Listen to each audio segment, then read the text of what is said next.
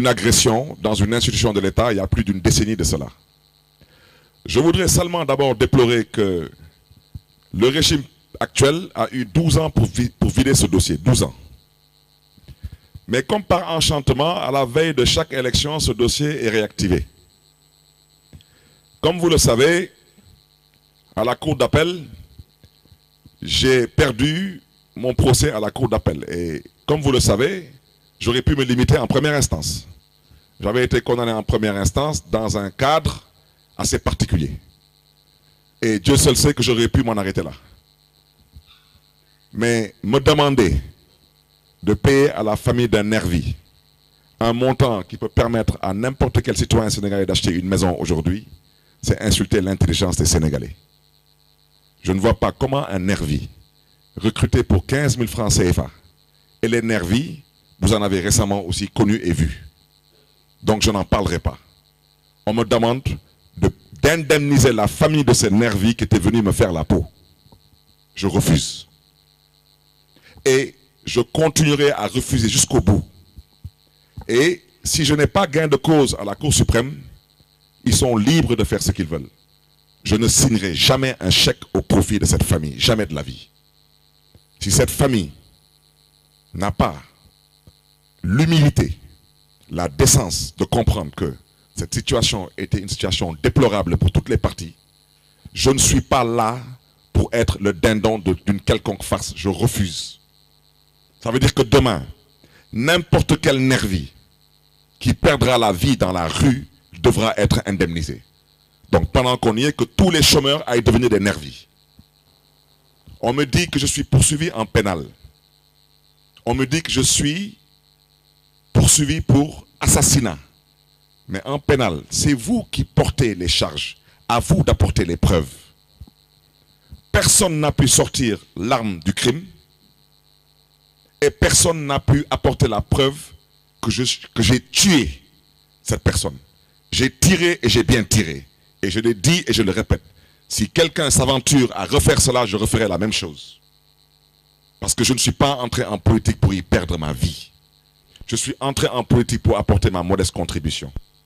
Je voudrais inviter la presse à ce stade à deux choses. Premièrement, à dépassionner ce débat. La Cour suprême ne va pas me juger. La Cour suprême va examiner ce qui a été fait en cour d'appel. Il faut qu'on se comprenne. Le 22 décembre, je serai avec les artisans dakarois à la foire internationale de Dakar. Et quand je quitterai là-bas, j'irai rejoindre Khalifa Sall à l'intérieur du pays dans notre quête de parrainage. Je ne compte pas aller à la Cour suprême parce que la Cour suprême ne me juge pas. La Cour suprême va examiner ce qui a été fait à la Cour d'appel. C'est ce que je vais d'abord dire. Ensuite, demander à tous les militants de Taxawu Sénégal, à tous les sympathisants de Taxawu Sénégal, s'il vous plaît, ne venez pas chez moi parce que je n'irai pas à la Cour suprême. Ne cherchez pas à m'accompagner parce que je n'irai pas à la Cour suprême. Et s'il vous plaît, de grâce, n'allez pas à la Cour suprême. Il ne s'agit pas d'aller là-bas mettre une quelconque pression. Il n'y a que deux choses qui vont se passer le 22 décembre. Ou la Cour suprême confirme ce que la Cour d'appel de Dakar a eu à donner comme verdict. À partir de ce moment, j'aurai épuisé toutes les voies de recours que m'offre la justice sénégalaise. Mais je voudrais que les choses soient claires. Quand on parle de la mairie de Dakar, j'invite les uns et les autres à informer vrai et juste, parce que même si je suis condamné, je garde mon poste de maire de Dakar. Le poste de maire de Dakar, il y a des gens qui n'attendent qu'une seule chose, c'est que je perde ce poste. Boulen Tchatou, mairie de Dakar. Boulen Kotchatou. La mairie de Dakar, je ne bougerai pas d'ici. Et puis, à certaines personnes qui sont si excitées et si enthousiastes de me voir perdre la mairie de Dakar, parce que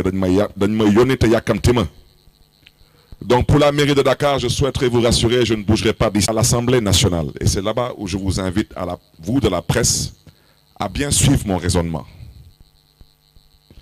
Je l'ai déjà dit, Je fais de la politique. Je ne suis pas arrivé par accident en politique. Je suis un enfant et un pur produit du Parti socialiste. La politique, je la fais sans aucune passion. Je voudrais dire, concernant le poste de député, cette volonté de vouloir remettre en cause le parrainage parlementaire du candidat Khalifa Ababacar Sall. Et je m'explique. Nous sommes 14 députés Tahaou à l'Assemblée nationale. Le parrainage parlementaire, nous avons besoin de 13 députés. Je ne parlerai pas de certaines manœuvres qui consistent à vouloir peut-être débaucher ou vouloir peut-être faire des choses peu catholiques pour éventuellement voir comment un ou deux députés de notre coalition peuvent se retrouver dans une situation autre que la situation qui devait être une situation logique. Je vous fais une petite parenthèse. Je pense que lors des élections, les dernières élections, vous avez vu des mandataires être détournés par l'argent. Il y a même des mandataires qu'on a vus dans les institutions de l'État, assis avec des hautes autorités de ce pays, prendre des enveloppes.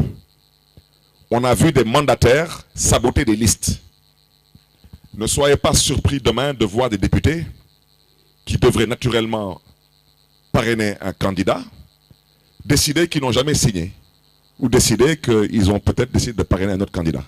Parce que le parrainage, il est libre. Suivez mon raisonnement. Si la Cour suprême confirme ce qu'a dit la Cour d'appel, il faut d'abord que le ministre de la Justice, au passage, vous me permettrez de saluer Maître Aïssata Tall Sall, parce que c'est d'abord une mère, mais c'est une camarade socialiste qui a été mon avocat en première instance lors du procès dans cette affaire de la fusillade de Mermoz-Sacré-Cœur. Une femme qui m'a défendu bec et ongle, et une femme pour qui j'aurai toujours du respect et de la considération, parce qu'elle m'a toujours défendu au franc symbolique. Aujourd'hui, elle est ministre de la Justice, et je l'en félicite. Je voudrais dire que donc, en cas de confirmation par la Cour suprême de ma condamnation par la Cour d'appel de Dakar, il faudrait que le ministre de la Justice saisisse le président de l'Assemblée nationale du Sénégal pour me faire perdre mon poste de député. Mais je voudrais rassurer tout le monde, on n'en arrivera pas là. Parce que, honnêtement, je ne sous-estime aucun poste de responsabilité. Mais je considère aujourd'hui que dans ma trajectoire politique, j'ai dépassé le stade d'être député. J'ai été député à plusieurs reprises, j'ai été membre du bureau de l'Assemblée nationale du Sénégal et je pense m'être toujours comporté de façon exemplaire à l'Assemblée nationale, même si des fois, il a peut-être fallu taper sur la table pour se faire entendre et se faire comprendre. Donc je voudrais dire que on n'en arrivera pas là, je leur ferai l'économie de cette génuflexion. Mais, chers collègues, je vais vous dire où le bas blesse. Actuellement, l'Assemblée nationale a voté le budget. Actuellement, la session ordinaire est normalement fermée. Là, l'Assemblée est en session pour examiner des projets de loi. On n'examinera pas des projets de loi jusqu'au